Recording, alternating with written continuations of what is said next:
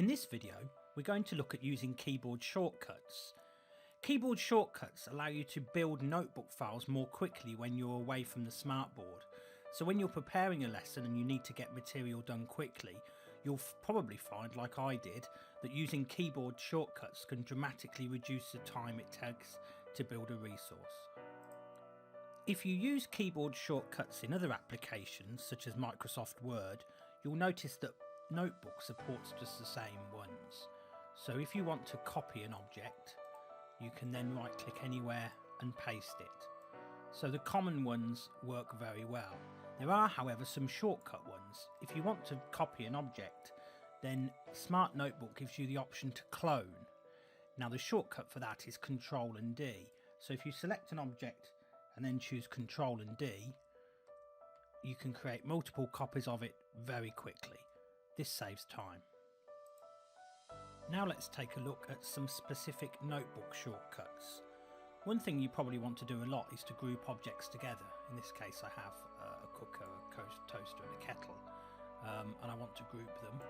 Now I can use the drop down box and group, but if I'm near to a keyboard I can simply hit Ctrl and G, and you'll probably find that does it quicker and the object is grouped. Another thing I can do is change the objects on layers. The table is on the topmost layer and I actually would like to send that to the back, so I can put the kettle and the toaster onto it. Now obviously I can do that by going order and sending it to the back, but the shortcut for that is Control and Shift and then page down, like so. And having done that, then it will go straight to the back and I won't have to worry about drop down boxes. So grouping and changing the layer order can both be done with keyboard shortcuts.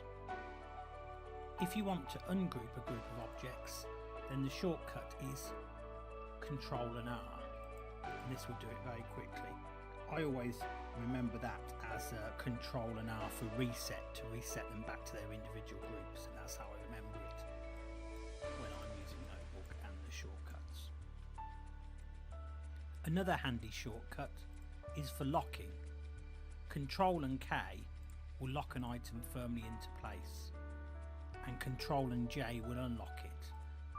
There are many other shortcuts listed on the menu items within Notebook.